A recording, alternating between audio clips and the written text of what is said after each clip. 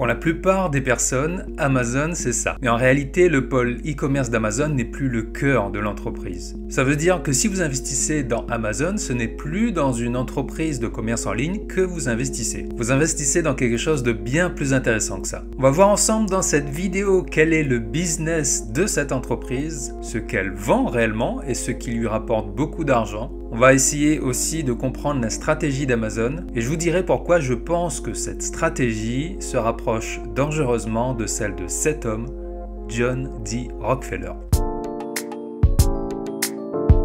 Au tout début de son histoire, Amazon vendait des livres et seulement des livres. Et puis au fur et à mesure, elle a commencé à vendre toute une variété de produits. Aujourd'hui, si vous le souhaitez, vous pouvez même acheter de la viande de licorne depuis Amazon. En quelques années, elle est devenue le leader mondial du commerce en ligne. Elle a réussi à profiter du superbe levier d'Internet pour toucher l'ensemble de la planète. Mais il y a une faille dans ce modèle. La faille, c'est qu'Amazon est un commerçant. Elle est le commerçant numéro 1, mais commerçant quand même. Ce qui veut dire que les marges qu'elle réalise ne sont pas dingues. En moyenne, elles sont de 3% sur un produit. Amazon utilise le levier d'Internet, mais pas au même niveau qu'une entreprise comme Netflix par exemple. Quand Amazon vend un produit, ce produit a un coût. Si elle veut vendre ce produit à 1000 personnes, elle est obligée de multiplier ce coût par 1000. Netflix, elle, peut distribuer ses séries à une personne comme à 1000 personnes sans que cela lui coûte davantage. Et c'est là toute la différence. Pour utiliser le levier d'Internet à son plein potentiel, il faut l'utiliser pour vendre des services. Ça, Amazon l'a compris et s'est très vite lancé sur d'autres marchés.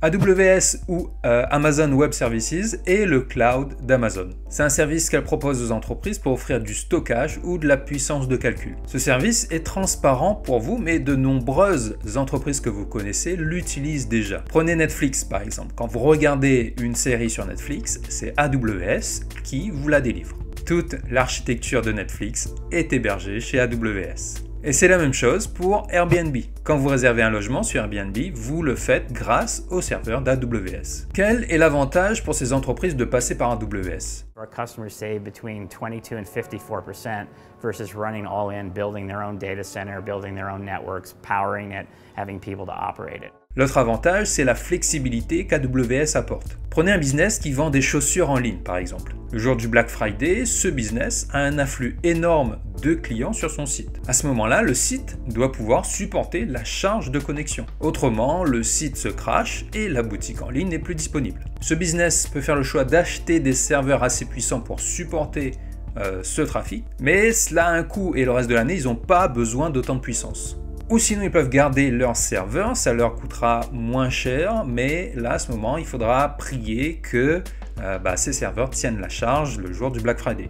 Avec AWS, ce genre de business utilise la puissance dont ils ont vraiment besoin. Ils paient la puissance dont ils ont besoin à un instant T, et là c'est beaucoup plus pratique. Ce service d'Amazon donc existe depuis 2006, mais c'est qu'à partir de 2016 que ce business a fait exploser les bénéfices d'Amazon. Pourtant, quand vous regardez ce schéma, vous remarquez que les revenus d'Amazon proviennent surtout de son activité d'e-commerce qu'elle réalise aux États-Unis. AWS ne représente que 12% de ses revenus. Mais ses bénéfices, ce qu'elle gagne après avoir enlevé les coûts, eux, proviennent d'AWS. 59% des bénéfices de l'entreprise proviennent d'AWS. Comment expliquer ça? À cause des marges que fait Amazon sur ce service. Vous vous souvenez, en e-commerce, les marges étaient en moyenne de 3%. Avec AWS, Amazon peut faire des marges allant jusqu'à 30%, soit 10 fois plus. C'est si rentable parce qu'Amazon ne vend plus un produit, mais un service via son cloud. Amazon a maintenant la recette du succès et ne compte pas s'arrêter là.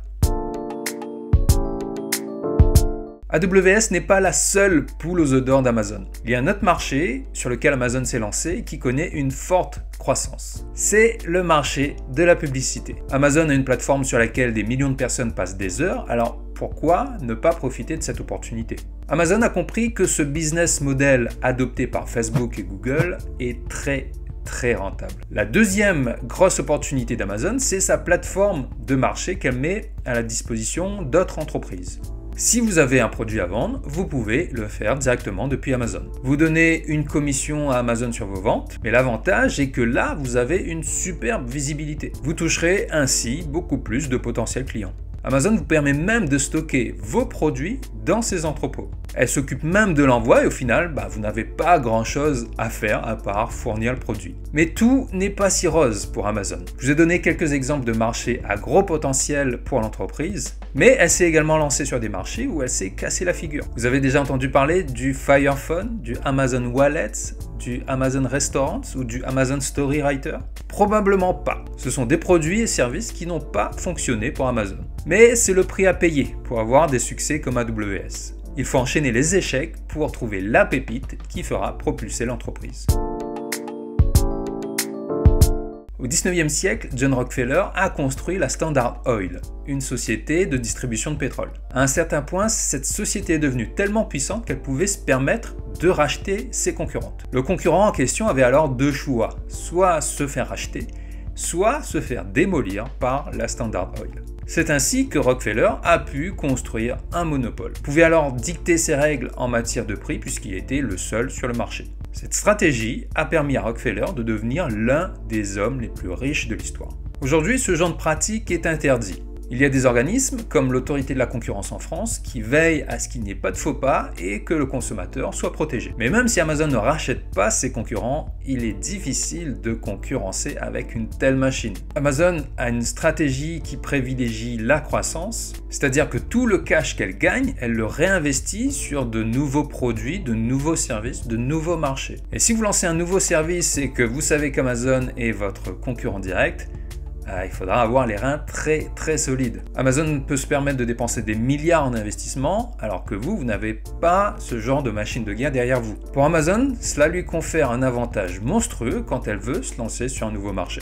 Aux États-Unis, il y a une vraie réflexion sur ces entreprises surpuissantes qui laissent très peu de place à la concurrence. Mais en attendant, Amazon est toujours là et continue à grandir. À mon avis, elle n'est pas prête de s'arrêter en si bon chemin.